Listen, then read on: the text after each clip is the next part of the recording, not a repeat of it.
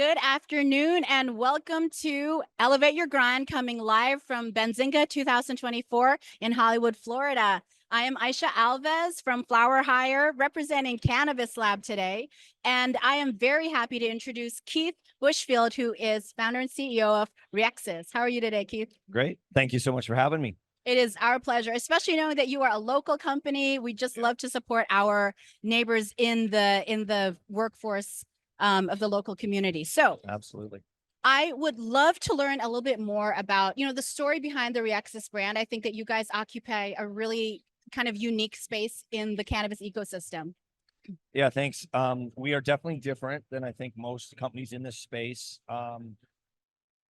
We're like a farm to table application, especially with ingredient based. So we will develop ingredients using our technology and our IP for the cannabis space, where we can have it in a regulated environment. So California, Massachusetts, Michigan, I think we have about 12 states across the country where we build a suite inside another facility that's licensed.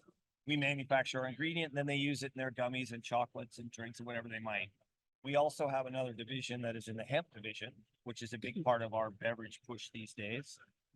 And that one allows us to do central manufacturing. We have a location here in Florida, and then we have another location in Nevada. Depending on what product lines we're making, we can develop it, build it there, and then send it to our distributors across the country. It's such an interesting setup, and I love that you mentioned, your work in the beverage space, specifically as it relates to, the hemp side of the business. I feel like in the past, maybe 6 to 9 months, there has been this visible, shift and an increase in interest in the beverage space. So can you tell me a little bit about what you're doing in that area? Sure, absolutely.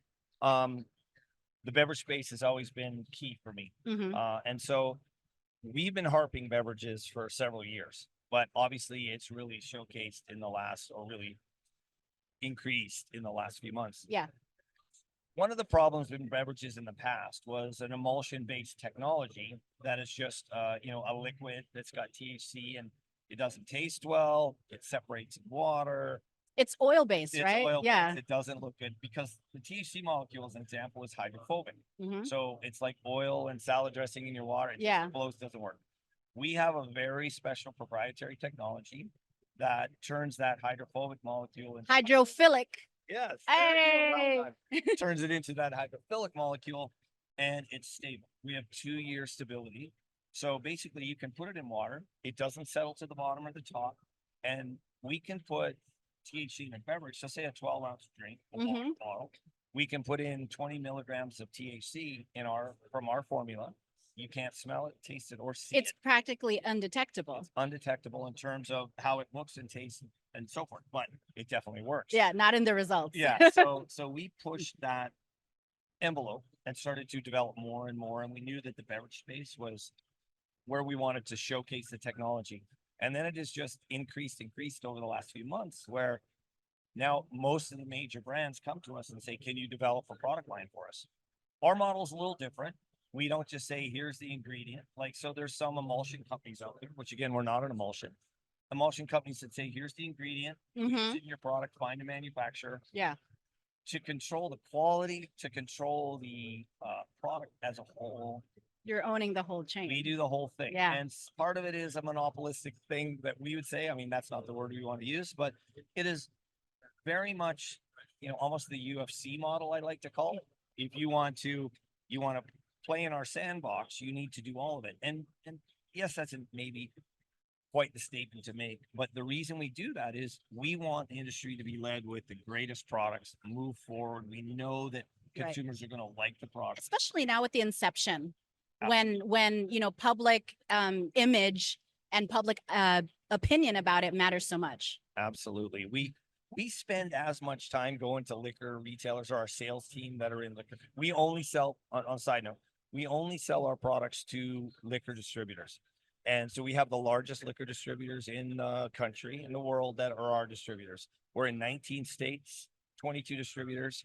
We're going to announce in the show here in a couple hours a major distributor that's going to come from Florida. Can't quite announce it. You're not going to give us a little sneak peek? Can't give you a beer hint at all. So we are going to announce that today, and it's our new libations line. But we wanted to make sure that every step along the way, the consumer can have the right product. They can have the one that tastes the same every time, Mhm. one that everybody knew was going to be a product that they wanted. So by us being able to control every step of it, the consumer gets a better product, a safer product. Right. It's more, it's control, basically. Absolutely. It's quality control from inception to when it gets into the customer's hand, which I love. So, okay, now that we're thinking about this whole space, right, and what's happening in the market now, we are in Florida today. You are a Florida-based company. There is so much excitement around Florida right now between the 22 new, medical licenses are going to get announced. Adult use being on the ballot in November, and then also, the new regulations around specifically Delta-9 beverages. Like, what do you think the future of Rexis in Florida looks like? Well, we've invested millions of dollars in infrastructure here. We don't believe it's going the wrong way, and we're continuing to. We're about to build a new 30,000 square foot manufacturing facility in South Florida. The government has been very good to help us along the way to get here, the local state governments.